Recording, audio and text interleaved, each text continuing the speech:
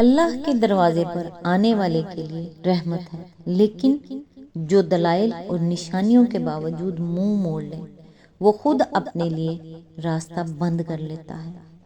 کیا صرف گناہ انسان کو اللہ سے دور کرتا ہے؟ نہیں، بعض اوقات انسان کو اللہ سے سب سے زیادہ دور اس کا تکبر لے جاتا ہے، جب وہ غلطی ماننے اور پلٹنے کے لیے تیار نہیں ہوتا۔ السلام علیکم، آج انشاءاللہ سورہ البقرہ کی آیت نمبر 160 سے سٹارٹ کریں گے۔ اس کا ترجمہ اور تفسیر تفہیم القرآن سے بیان کروں گی جو اہل سنت جماعت کے لیے ہے۔ ان آیات میں اللہ تعالیٰ توبہ کی وسعت، حق کو واضح کرنے کی اہمیت، حق کے انکار کے انجام اور اپنی وحدانیت کا عظیم اعلان بیان فرماتے ہیں۔ تو آئیے سٹارٹ کرتے ہیں۔ اعوذ باللہ من الشیطان الرجیم، بسم اللہ الرحمن الرحیم۔ البتہ جو اس روش سے باز آ جائیں اور اپنے طرز عمل کی اصلاح کر لیں اور جو کچھ چھپاتے تھے اسے بیان کرنے لگے، ان کو میں معاف کر دوں گا اور میں بڑا درگزر کرنے والا اور رحم کرنے والا ہوں۔ اس آیت سے سبق یہ ملتا ہے کہ اللہ کی رحمت اتنی وسیع ہے کہ بڑے سے بڑا گناہگار بھی سچی توبہ کر لے، اپنی اصلاح کر لے، اپنی غلطی کی تلافی کر لے، اپنی غلطی کی معافی مانگے، توبہ کرے تو اللہ تعالیٰ اسے معاف فرما دیتے ہیں۔ صرف استغفر اللہ کہہ دینا کافی نہیں ہے، توبہ کے ساتھ اپنی زندگی میں تبدیلی اور اصلاح بھی ضروری ہے۔ آیت نمبر 161، جن لوگوں نے کفر کا رویہ اختیار کیا اور کفر کی حالت ہی میں جان دی، ان پر اللہ اور فرشتوں اور تمام انسانوں کی لعنت ہے۔ اس کی تفسیر ہے، کفر کے اصل معنی چھپانے کے ہیں، اسی سے انکار کا مفہوم پیدا ہوا اور یہ لفظ ایمان کے مقابلے میں بولا جانے لگا۔ ایمان کے معنی ہے ماننا، قبول کرنا، تسلیم کر لینا۔ اس کے برعکس کفر کے معنی ہیں نہ ماننا، رد کر دینا، انکار کرنا۔ قرآن کی روح سے کفر کے رویے کی مختلف صورتیں ہیں۔ ایک یہ کہ انسان سرے سے خدا ہی کو نہ مانے یا اس کے اقتدار اعلیٰ کو تسلیم نہ کرے اور اس کو اپنا اور ساری کائنات کا مالک اور معبود ماننے سے انکار کر دے یا اسے واحد مالک اور معبود نہ مانے۔ دوسرے یہ کہ اللہ کو تو مانے مگر اس کے احکام اور اس کی ہدایت کو واحد منبع علم و قانون تسلیم کرنے سے انکار کر دے۔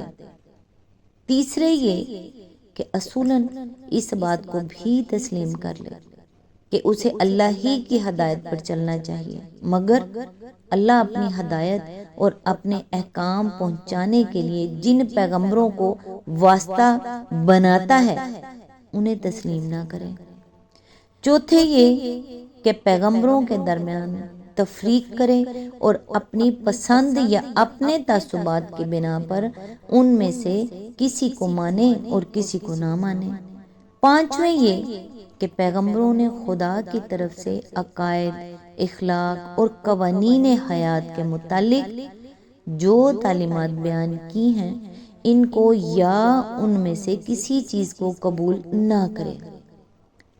چھٹے یہ کہ نظریے کے طور پر تو ان سب چیزوں کو مان لے مگر عملاً احکام الہی کی دانستہ نافرمانی کرے اور اس نافرمانی پر اصرار کرتا رہے اور دنیاوی زندگی میں اپنے رویے کی بنا اطاعت پر نہیں بلکہ نافرمانی ہی پر رکھے۔ یہ سب مختلف طرز فکر و عمل اللہ کے مقابلے میں باغیانہ ہیں اور ان میں سے ہر ایک رویے کو قرآن کفر سے تعبیر کرتا ہے۔ آج میں نے آپ کو کفر کی کافی ساری قسمیں بتائی ہیں، اس کے علاوہ بھی بہت ساری قسمیں ہیں، نیکسٹ اگر کبھی ٹائم ملا تو ان کے بارے میں بھی بات کریں گے۔ اس کے علاوہ بعض مقامات پر قرآن میں کفر کا لفظ کفران نعمت کے معنی میں بھی استعمال ہوا ہے اور شکر کے مقابلے میں بولا گیا ہے۔ شکر کے معنی یہ ہے کہ نعمت جس نے دی ہے انسان اس کا احسان مند ہو، اس کے احسان کی قدر کرے، اس کی دی ہوئی نعمت کو اسی کی رضا کے مطابق استعمال کرے اور اس کا دل اپنے محسن کے لیے وفاداری کے جذبے سے لبریز ہو۔ اس کے مقابلے میں کفر یا کفران نعمت یہ ہے کہ آدمی یا تو اپنے محسن کا احسان ہی نہ مانے اور اسے اپنی قابلیت یا کسی غیر کی عنایت یا سفارش کا نتیجہ سمجھے، یا اس کی دی ہوئی نعمت کی ناقدری کرے اور اسے ضائع کر دے، یا اس کی نعمت کو اس کی رضا کے خلاف استعمال کرے، یا اس کے احسانات کے باوجود اس کے ساتھ غدر اور بے وفائی کرے۔ اس نوع کے کفر کو ہماری زبان میں بالعموم احسان فراموشی، نمک حرامی، غداری اور ناشکرے پن کے الفاظ سے تعبیر کیا جاتا ہے۔ آپ لوگ خود دیکھیں، اگر آپ کسی کے اوپر احسان کرتے ہیں یا کسی کو کچھ دیتے ہیں اور وہ آگے سے آپ کے ساتھ ناشکری کرے، یا کوئی آپ کے گھر سے کھا کے گیا اور بعد میں جا کے آپ کی کوئی ایسی ویسی، یہ عموماً گھروں میں ہوتا ہے کہ کوئی ایسی ویسی بات کر دی تو ہم لوگ کہتے ہیں کہ وہ کھا کے گیا لیکن نمک حرام ہے۔ تو خود سوچیں آپ اللہ کے ساتھ کیا کر رہے ہیں۔ انسان کی زندگی کا اختتام جس حال میں ہوتا ہے نا، اسی کے مطابق اس کا انجام ہوتا ہے۔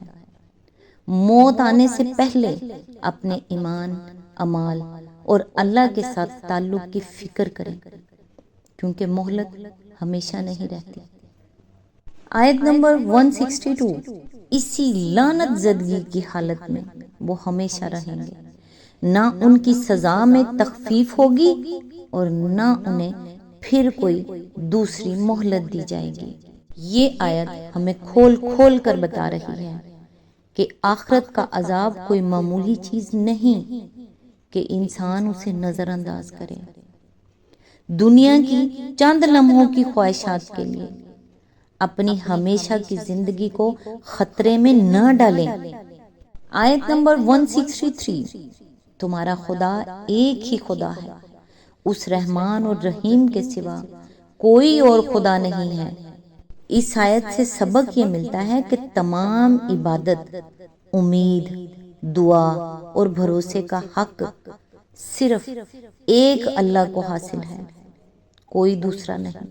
نہ کسی کے آگے کوئی دعا، نہ کسی اور کی خدا کے سوا عبادت، اور نہ ہی خدا کے سوا کسی اور پہ بھروسہ، کیونکہ یہ سارے حق صرف اسی کے ہیں۔ اگر اللہ اکیلا رب ہے تو پھر دل کا سہارا، خوف، امید اور اعتماد بھی سب سے پہلے اس پر ہونا چاہیے۔ رسول اللہ صلی اللہ علیہ وآلہ وسلم نے فرمایا، اللہ تعالیٰ رات کو اپنا ہاتھ پھیلاتا ہے تاکہ دن کا گناہگار توبہ کرے، اور دن کو اپنا ہاتھ پھیلاتا ہے تاکہ رات کا گناہگار توبہ کرے۔ صحیح مسلم حدیث نمبر 2759۔ خدا کا خوف کریں، ڈریں کہ وہ خدا جو آپ کو بنانے والا، جو تخلیق کرنے والا، خالق حقیقی، جو دینے والا، وہ ہاتھ پھیلا کے خود آپ سے کہتا ہے کہ اپنے گناہ کے لیے معافی مانگ لو، توبہ کر لو۔